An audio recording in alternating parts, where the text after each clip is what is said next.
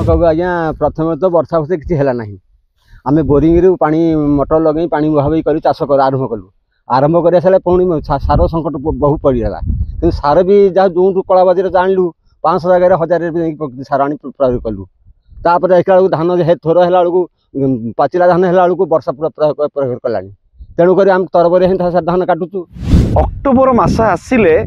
उपकूलवर्ती अस्तरंग अंचलर लोकमानक मनरे छनका पशे जदि कहिबा 1999 महाप्रलयंकरी महाबात्या ठार आरंभ करी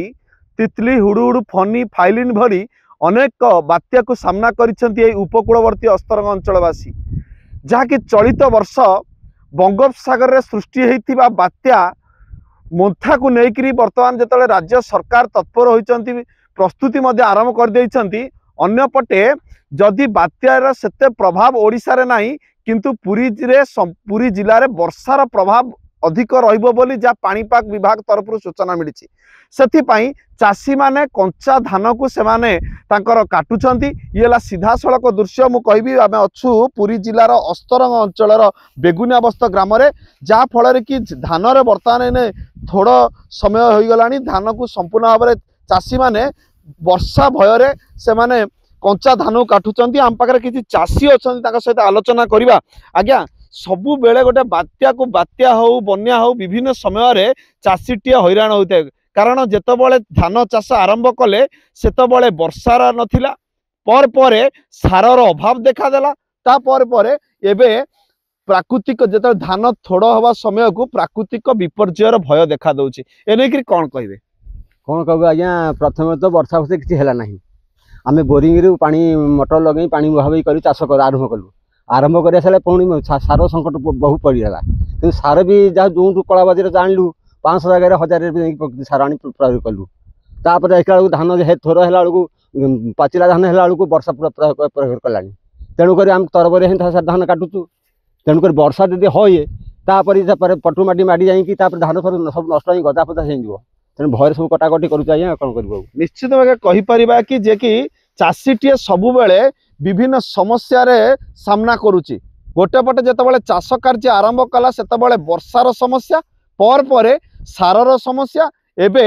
धान ठीक थोड़ होगा समय को पवन आ वर्षा को लेकिन प्राकृतिक विपर्यय को नहीं तर तर भाव में कंचा धान को चाषीटे काटुची कारण जदि पवनर मात्रा वृद्धि पाए कि वर्षा जदि अधिक मात्रा हुए ताले धान तली धान गुड़िक संपूर्ण शोई पड़ो कि धान रे पटु माटी माड़ी जीव से नहीं आम आलोचना करवा आज्ञा कौन कह आपन तो पाखापाखि अस्तरंग ब्लॉक कथा जदि कह 6000 हेक्टर रु अधिक चाष जमी धान चाष कारण अस्तरंग अंचलवासी पाखापाखि लोक मैंने धान पान मीन उपर निर्भर कर बंची था कौन कह आपन जो बर्तमान विभिन्न समय प्रति वर्ष अक्टोबर मसरे प्राकृतिक विपर्ययर सामना करुँच चाषीटे सब बेले धान चाष को लेकिन समस्या पड़ुची कौन ये कहे आमे आज्ञा प्रति वर्ष एमती अक्टोबर मास है माने गोटे भय रोचे सबु बेले प्राकृतिक विपर्यय को नहीं बहुत लॉस होमें जिते लोन लान करा सुझी पार्नु यही पर प्राकृतिक विपर्यय आसबार बहुत लॉस हो विशेषकर कहूँ जे धान तो ये प्राकृतिक विपर्यय आसिले धान पर पटुमाटी चढ़ीज धान तो गजा हो थोर धान भी नष्ट हो